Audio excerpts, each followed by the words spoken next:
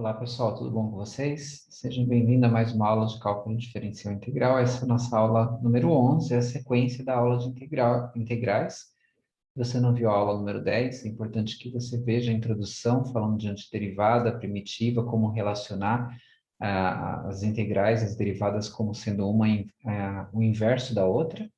E agora vamos dar sequência no tema, que é a continuação da aula número 10, ok? Vamos lá, então. Pessoal, aqui é a aula número 11, integrais, né? Cálculo diferencial integral. Vamos dar sequência no tema de integrais, né? Falamos de integrais na aula número 10, aqui tem alguns slides que usamos na aula número 10, falando das primitivas, vimos exemplos, né? Vimos a questão da derivada e da primitiva como o inverso da outra. Vimos exemplos por que usa-se o C para somar, né? Que é aquele número que, quando derivado, daria zero, por isso que é necessário. Vimos aqui o formulário, né? Aqui o exemplo de integral que você soma 1 no expoente dividido pelo n mais 1. Tem algumas integrais que já são aqui. Pelo formulário você pode ir guardando, né? O e elevado a x vai ser elevado a x mais c. Se você integra 1 sobre x vai ser o logaritmo neperiano de x mais c, cosseno vai dar seno mais c, seno vai dar menos cosseno, secante ao quadrado vai dar tangente. Então, é um formulário para vocês guardarem algumas integrais trigonométricas e logarítmicas. E depois que vocês guardarem, né, esse formulário, algumas propriedades que são importantes para vocês aplicarem é que vocês podem fazer o quê? Combinações aí entre as estruturas algébricas, onde se você tiver um número fixo multiplicando a função, você pode pegar esse número fixo, deixar para fora e depois multiplicar pelo valor que der na sua integral.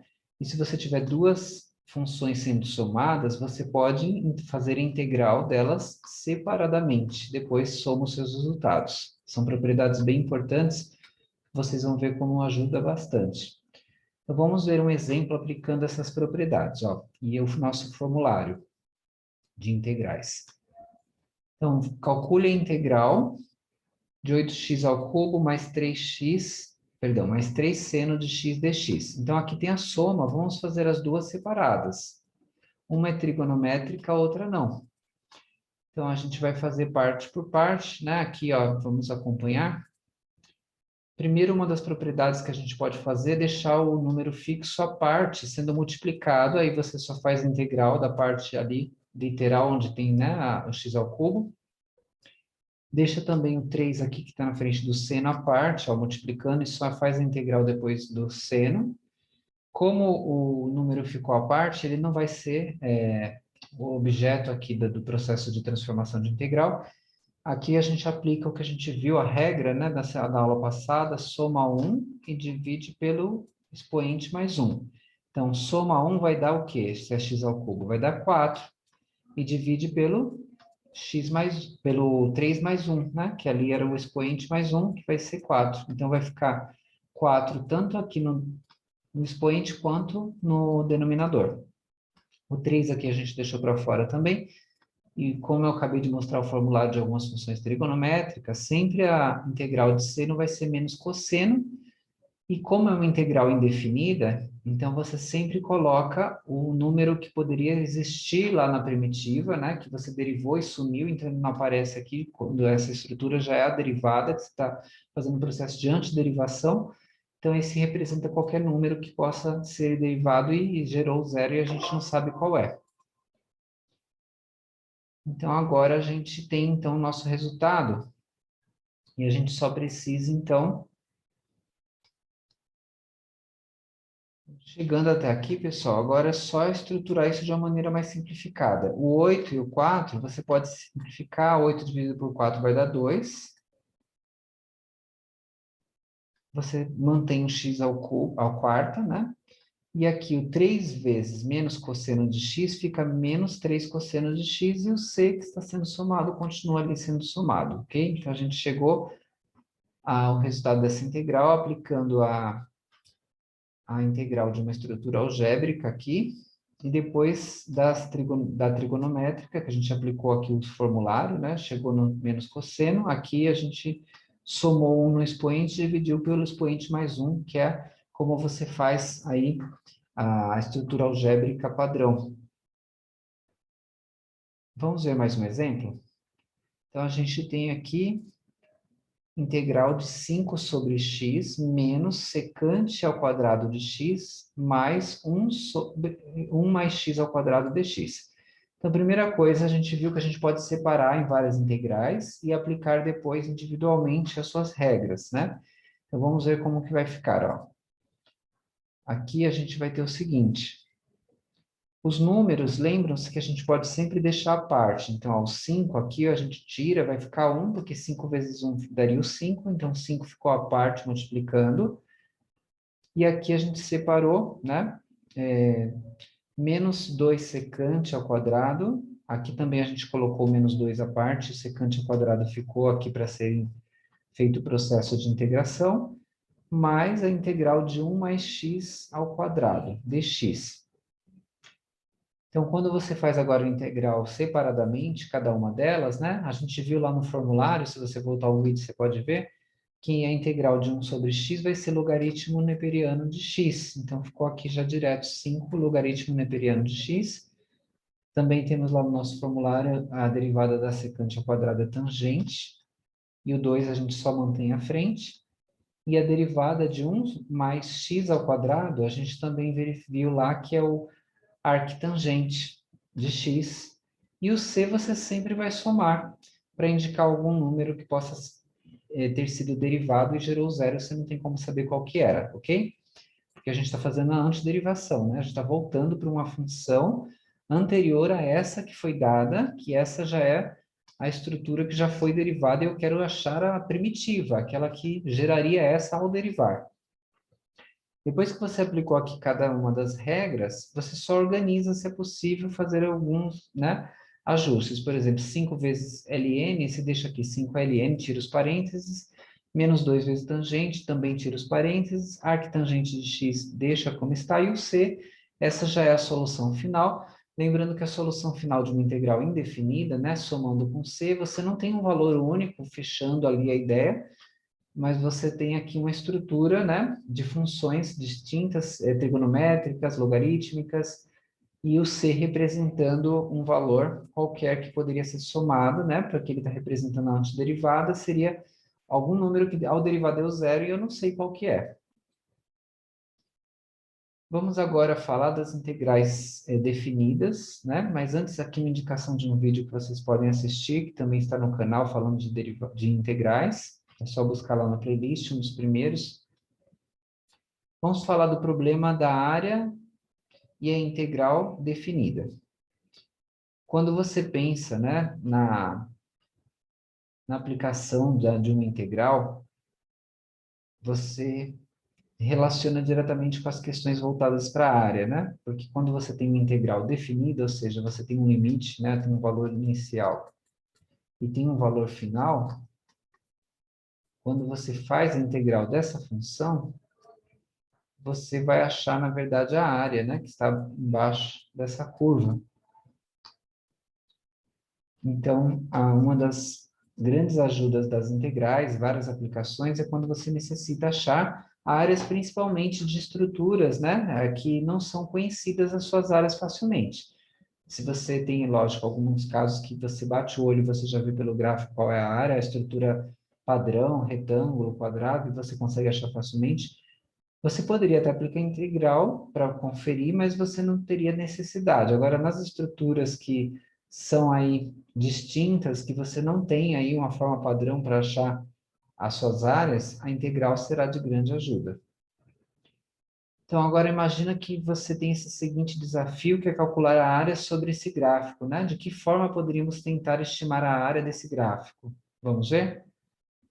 Então, aqui, ó, se você faz aqui, né, a área aproximada usando retângulos, você vai ter alguns erros, né, porque você vai ter algumas partes acima ou abaixo, mas ainda assim você já está tendo uma noção dessas áreas, né, conforme está aqui em azul. E aí você tem, quando você acha especificamente a integral da função daquela curva, uma área mais precisa, né? uma área dentro do intervalo, que é o limite inicial e o limite final ali do nosso gráfico. Se você integrar, vai achar a área. Dentro daquele intervalo é a vantagem das integrais definidas, você consegue descobrir áreas de vários gráficos com várias formas, e isso vai permitir várias aplicações práticas. Vamos falar do teorema fundamental do cálculo, que é ele que vai nos mostrar como resolver uma integral definida, ok? Então, toda vez que você tiver uma função contínua, né? Se você não lembra o que é uma função contínua, tem aula também falando sobre isso anteriormente, né? Pensando graficamente, se você tiver com um lápis na mão e estiver passando lá o lápis pelo gráfico e você não tiver nenhum salto, nenhum furo, nenhum ponto faltante, isso é a ideia de continuidade graficamente, pensando de uma maneira mais simplista. E tem as definições formais, né, que você tem para continuidade, relacionadas lá com limite, nos pontos. Aí você pode ver aulas anteriores que falam sobre isso.